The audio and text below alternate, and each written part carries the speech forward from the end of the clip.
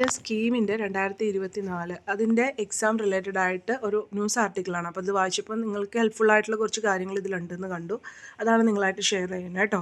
അപ്പോൾ നമുക്ക് Kerala entrance June 5 മുതൽ 9 വരെയുള്ള ദിവസങ്ങളിലാണ് നമ്മുടെ എൻട്രൻസ് എക്സാമിൻ്റെ കറക്റ്റ് ഡേറ്റും സെൻറ്ററും നിങ്ങൾക്ക് നിങ്ങളുടെ എക്സാം ഹോൾ ആ ഒരു അഡ്മിറ്റ് കാർഡ് അവൈലബിൾ ആക്കിയേക്കുന്നതിൽ നിന്ന് അറിയാനായിട്ട് സാധിക്കും. അഡ്മിറ്റ് കാർഡ് നിങ്ങൾക്ക് ഇപ്പോൾ ഡൗൺലോഡ് ചെയ്തെടുത്തിട്ടുണ്ടാവും അല്ലേ നിങ്ങളുടെ വെബ്സൈറ്റിൽ നിങ്ങളുടെ കാൻഡിഡേറ്റ് പോർട്ടലിൽ നിങ്ങൾക്കിപ്പോൾ അവൈലബിൾ ആണ് അഡ്മിറ്റ് കാർഡ്. സോ നിങ്ങൾക്കത് ഡൗൺലോഡ് ചെയ്തെടുക്കാം. പിന്നെ എക്സാം സെൻറ്റർ നമുക്കറിയാം, ഇത് 1.25 ലക്ഷത്തിലധികം കുട്ടികൾ എഴുതുന്ന ഒരു എക്സാമാണ്. കഴിഞ്ഞ വർഷത്തേക്കാൾ കൂടുതൽ കുട്ടികൾ ഈ വർഷം എഴുതുന്നുണ്ട്. പിന്നെ പുതിയൊരു മോഡ് ഓഫ് എക്സാമുമാണ്. അപ്പോൾ അതിൻ്റേതായ എക്സാം സെൻറ്ററിൻ്റെ അവൈലബിലിറ്റിയിൽ കാര്യങ്ങളുണ്ട്. കാരണം ഇൻ്റർനെറ്റ് ഫെസിലിറ്റിയും കമ്പ്യൂട്ടർ അവൈലബിലിറ്റിയും ഒക്കെ നോക്കണം അല്ലേ. അപ്പോൾ അതനുസരിച്ചിട്ട് നമുക്കത് എക്സാം സെൻറ്റർ ചിലപ്പോൾ ആദ്യം അപ്ലൈ ചെയ്തവർക്ക് അടുത്തുള്ള സെൻറ്റേഴ്സ് അലോട്ട് ചെയ്തിട്ടുണ്ടാവും. പിന്നെ കുട്ടികളുടെ നമ്പേഴ്സ് കൂടുന്നതനുസരിച്ചിട്ട് നമുക്ക് സെൻറ്റേഴ്സ് കൂടുതലായിട്ട് അലോട്ട് ചെയ്തിട്ട് ചിലപ്പോൾ ഒരുപാട് ദൂരേക്കായിരിക്കും. അതിപ്പോൾ നമ്മൾ ഏത് നാഷണൽ ലെവൽ എക്സാമുകൾ എഴുതിയാലും ഒക്കെ നമുക്ക് എക്സാം സെൻറ്റർ കുറച്ച് ദൂരെ ആയിരിക്കും. എപ്പോഴും അടുത്ത് തന്നെ കിട്ടണം എന്നൊരു നിർബന്ധമില്ല. നിങ്ങളിപ്പോൾ പല എക്സാം എഴുതിയവരൊക്കെ ആണെങ്കിലും കുറേ ദൂരങ്ങളൊക്കെ ആയിരിക്കും അല്ലേ എക്സാം സെൻറ്റർ. പക്ഷേ കേരളത്തിലൊക്കെ അത്രയും കുട്ടികൾ, ഈ കീം എന്ന് പറഞ്ഞാൽ നമ്മൾ സാധാരണ പറയാറുണ്ട് പാവപ്പെട്ടവരുടെ എൻട്രൻസ് ആണെന്ന് പറയാറുണ്ട്. സോ അത്രയും കുട്ടികൾ കീം കേരളത്തിൽ എഴുതുന്നുണ്ട്. അപ്പോൾ അതനുസരിച്ചിട്ടാണ് നിങ്ങൾക്ക് എക്സാം സെൻറ്റർ വന്നേക്കുന്നത്. അപ്പോൾ എല്ലാവരും ഒരു പോസിറ്റീവ് സ്പിരിറ്റിൽ എടുക്കുക. ദൂരെയാണെന്ന് പറഞ്ഞിട്ട് എക്സാം എഴുതാതിരിക്കാൻ പോകരുത്. നിങ്ങളുടെ ഭാവിയാണ്. നമ്മളെല്ലാം ഒരു ഈസിയിൽ നമുക്ക് കിട്ടൂല. കുറച്ച് ഹാർഡ് വർക്ക് എല്ലാത്തിലും നമുക്ക് വേണം. അപ്പോൾ അതും ഒരു സ്പിരിറ്റായിട്ട് എടുക്കുക. പിന്നെ ഇപ്പോൾ അറിയാലോ മഴയൊക്കെയാണ്. ഇപ്പോൾ കുറച്ച് നേരത്തെ ഒക്കെ എത്താനായിട്ടൊക്കെ നിങ്ങൾ ശ്രമിക്കണം. അപ്പോൾ ഇതിൽ പറഞ്ഞേക്കുന്ന മാർഗ്ഗനിർദ്ദേശങ്ങളിൽ ആദ്യത്തെ കാര്യം അത് തന്നെയാണ്. 7:30 നിങ്ങൾ എക്സാം സെൻറ്ററിൽ റിപ്പോർട്ട് ചെയ്ത് ബയോമെട്രിക് വിവരങ്ങൾ നൽകണമെന്നുള്ളതാണ്. അപ്പോൾ 7:30 എത്തണം എന്നുണ്ടെങ്കിൽ അതനുസരിച്ചിട്ട് ഇപ്പോഴത്തുള്ള ഈ ഒരു കാലാവസ്ഥയും അതുപോലെ മറ്റുമൊക്കെ നിങ്ങൾ പരിഗണിച്ചിട്ട് അതനുസരിച്ചിട്ട് ട്രാവൽ കാര്യങ്ങളൊക്കെ നീക്കുക കേട്ടോ.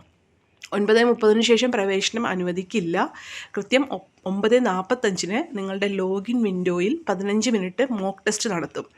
ടൈമർ 0-ലെത്തുമ്പോൾ യഥാർത്ഥ പരീക്ഷ ആരംഭിക്കും. അപ്പോൾ 15 മിനിറ്റ് മോക്ക് ടെസ്റ്റ് നിങ്ങൾക്ക് കിട്ടുന്നുണ്ട്. അതനുസരിച്ചിട്ട് ചെയ്യുക. പിന്നെ 0ലേക്ക് ടൈമർ എത്തുമ്പോൾ നിങ്ങളുടെ ഒറിജിനൽ എക്സാം ആരംഭിക്കും. അപ്പോൾ നിങ്ങളോട് പറയാനുള്ളത്, നിങ്ങൾ എക്സാം ഇരിക്കുന്ന കമ്പ്യൂട്ടറിനോ അല്ലെങ്കിൽ ഇപ്പോൾ നമ്മൾ വീട്ടിലിരുന്നാണെങ്കിൽ പോലും ചില സമയത്ത് നമുക്ക് നെറ്റ് കറക്റ്റായിട്ട് കിട്ടണമെന്നില്ല. അപ്പോൾ കമ്പ്യൂട്ടറിന് ചിലപ്പോൾ എന്തെങ്കിലും ഇതൊക്കെ വന്നേക്കാം. അപ്പോൾ അങ്ങനെയുള്ള എന്തെങ്കിലും കാര്യങ്ങളുണ്ടെങ്കിൽ നിങ്ങൾ അവിടുത്തെ ആ ഒരു ഇൻവിജിലേറ്റർ അല്ലെങ്കിൽ ആ ഒരു സാറിൻ്റെ അടുത്ത്, അവിടെ നിൽക്കുന്ന ആ സാറിൻ്റെ അടുത്ത് നിങ്ങൾ റിപ്പോർട്ട് ചെയ്യുക. ഇങ്ങനൊരു പ്രശ്നം ഞാൻ നേരിടുന്നുണ്ട് എന്നുള്ളത് അത് തുടങ്ങുമ്പോഴേ നിങ്ങളൊന്ന് ശ്രദ്ധിക്കാം. ഓക്കെ. എന്നിട്ട് ആ ഒരു ടൈമും നിങ്ങളൊന്ന് നോട്ട് ചെയ്യുക. ഇപ്പോൾ നിങ്ങളിപ്പോൾ 10 മണിക്കാണ്, നിങ്ങൾക്ക് ആ കറക്റ്റ് ടൈമിൽ തുടങ്ങാൻ പറ്റിയില്ല എന്തെങ്കിലും കാരണങ്ങളെങ്കിൽ നിങ്ങളത് ആ ഒരു ടൈം നോക്കിയിട്ട് സാറിനോട് പറയാം. അത് മാന്യമായ രീതിയിൽ പറയാം, ഈ ഒരു ടൈം ആണ് തുടങ്ങിയത്, സോ എനിക്ക് കുറച്ച് ടൈമും കൂടി തരണേ എന്നൊന്ന് പറയാം. ഓക്കെ. പിന്നെ അതുപോലെ തന്നെ ഇവിടെ പറയുന്നൊരു കാര്യം, നിങ്ങൾ അഡ്മിറ്റ് കാർഡിൻ്റെ ഒപ്പം ID പ്രൂഫും കൂടി എന്തായാലും കൊണ്ടുവരണം. അതിന് കുറേ ഓപ്ഷൻസ് നമ്മൾ നേരത്തെ പറഞ്ഞു. അതിൽ ഏത് വേണമെങ്കിലും നിങ്ങൾക്ക് കൊണ്ടുപോകാം. പക്ഷേ ഫോട്ടോ പതിച്ച ID ആയിരിക്കണം എന്നുള്ളത് മാത്രമേ ഉള്ളൂ കേട്ടോ. പിന്നെ ഇതുപോലെ തന്നെ ജൂൺ 10 റിസർവ് ദിനമായിട്ടാണ് പറയുന്നത്. അതായത് നമ്മളിപ്പോൾ 5 മുതൽ 9 വരെയുള്ള ദിവസമാണ് എക്സാം നടത്തുന്നത്. ഇനി ഏതെങ്കിലും സാഹചര്യത്തിൽ നിങ്ങളുടെ എക്സാം സെൻറ്ററിന് എന്തെങ്കിലും പ്രശ്നങ്ങൾ നേരിട്ടു, അതുകൊണ്ട് നിങ്ങളുടെ ആ ഒരു സെൻറ്ററിലുള്ളവരുടെ എല്ലാം തന്നെ എക്സാം മാറ്റുകയോ അല്ലെങ്കിൽ വേറെ ഏതെങ്കിലും പ്രശ്നങ്ങൾ നേരിടുകയൊക്കെ ചെയ്തിട്ടുണ്ടെങ്കിൽ ആ ഒരു എക്സാം നടത്തുന്നത് ജൂൺ 10 അങ്ങനെ നിർബന്ധമില്ല.